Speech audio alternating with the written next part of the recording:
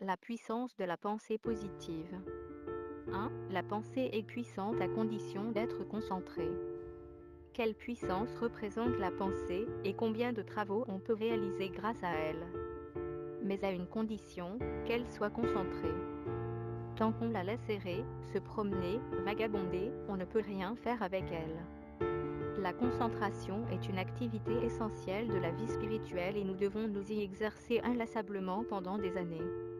Des milliers d'exemples dans la vie révèlent l'efficacité de la concentration. Vous est-il déjà arrivé de vous amuser à concentrer les rayons du soleil avec une loupe pour enflammer un morceau de papier ou des brindilles? Transposez maintenant ce phénomène dans le plan psychique et vous comprendrez qu'une fois concentré sur un point, sur des notions élevées spirituellement et maintenues suffisamment longtemps, la pensée peut enflammer des matériaux en vous qui amèneront la chaleur et la lumière. 2. La pensée doit s'imposer à la sensation lors des moments de tristesse. Ressentir est une chose, et penser en est une autre, mais trop souvent la sensation déteint sur la pensée. Lorsqu'on est épuisé par exemple, cette sensation déclenche en nous des pensées et des sentiments de découragement, de tristesse, de désespoir.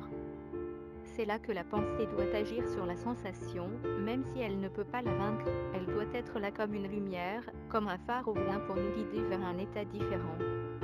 Votre pensée vous dit que vous pouvez vous redresser, alors, malgré votre lassitude et votre épuisement, c'est elle que vous devez croire et non vos sensations.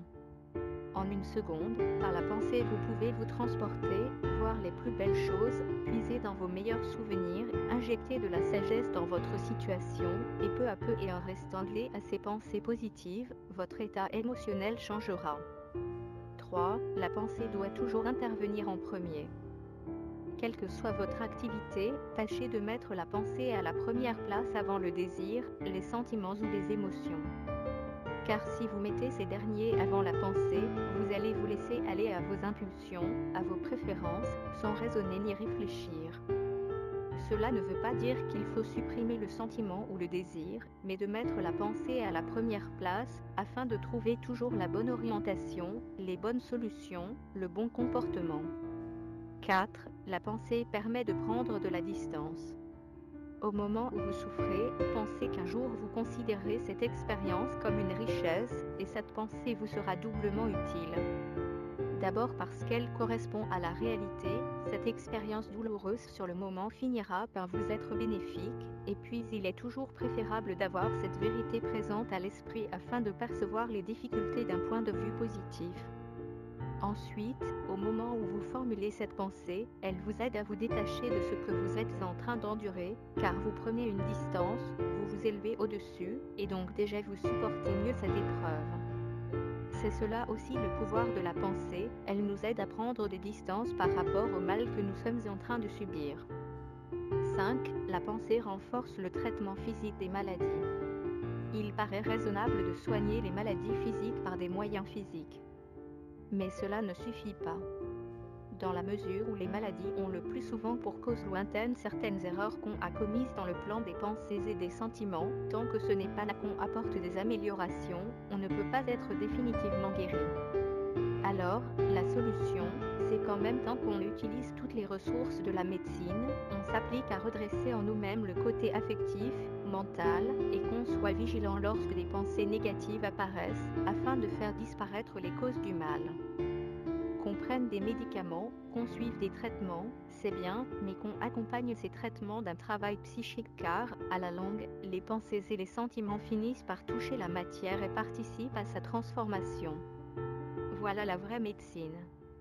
Prenez des médicaments s'il le faut, mais ajoutez la force de votre pensée, la force de votre amour, et ils seront bien plus efficaces.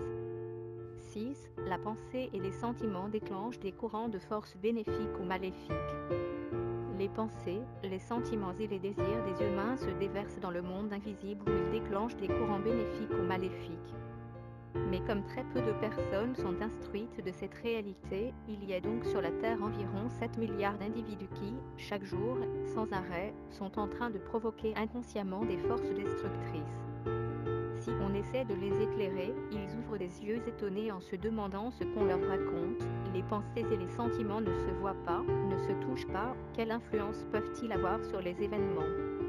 Et bien, justement, ils en ont une. La vie intérieure, la vie de la pensée est essentielle pour la construction de notre avenir et celui de l'humanité.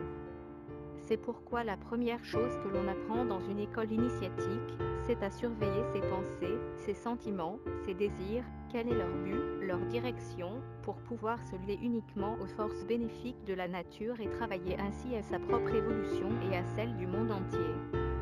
Pour prendre un exemple concret, lorsqu'on pose le pied sur la première marche d'un escalier mécanique, il se met à fonctionner et nous amène à l'étage supérieur ou inférieur. Que s'est-il passé ?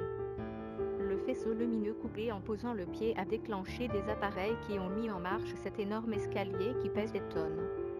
Un processus analogue se produit dans notre vie intérieure.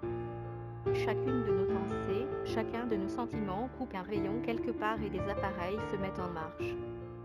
Souvent, au lieu de nous amener vers les étages supérieurs de notre conscience, les escaliers nous entraînent dans des souterrains où on est privé d'air, de lumière, de chaleur, d'espace. Nous pensons être libres d'avoir n'importe quelles pensées ou sentiments, mais sachons que chacun d'eux produit un déclenchement dont les effets nous projetteront vers le haut ou vers le bas. Alors, soyons vigilants. 7. Les conséquences sur le long terme des pensées et des sentiments. On ne pense pas que les troubles dont on se rend coupable auront des conséquences bien au-delà des actes que nos mauvais instincts nous inspirent. Une guerre, par exemple, est déjà par elle-même quelque chose de terrible, mais ses conséquences ne se limitent pas aux ruines ou au nombre de cadavres laissés sur le sol. Les pensées et les sentiments de haine qui ont conduit à ces massacres continuent à alimenter dans l'espace des courants destructeurs. Ces courants empoisonnent l'atmosphère psychique et attisent d'autres foyers de guerre. Certaines pensées meurent assez vite, alors que d'autres subsistent très longtemps. Cela dépend toujours de la puissance psychique de celui qui les a formées. Ainsi, il en est même qui peuvent se maintenir pendant des siècles. Ces entités sont de toutes sortes, bénéfiques ou maléfiques. Tâchons alors de prendre conscience que nos pensées, nos sentiments, nos actes ne produisent pas uniquement des conséquences à un moment donné, dans un lieu donné. Dans le monde invisible, ils provoquent des forces, bénéfiques ou maléfiques, et on ne sait pas jusqu'où et jusqu'à quand ces forces agiront. Alors, soyons prudents, attentifs, efforçons-nous de penser positivement, de rester liés aux énergies supérieures. Celui qui laisse son âme, son intellect, son cœur ouvert à toute pensée négative sera leur victime. Inversement, celui qui sait comment se préparer intérieurement ne peut attirer que des influences bénéfiques qui viendront l'accompagner pour l'aider dans son travail, l'inspirer et le réjouir sans arrêt.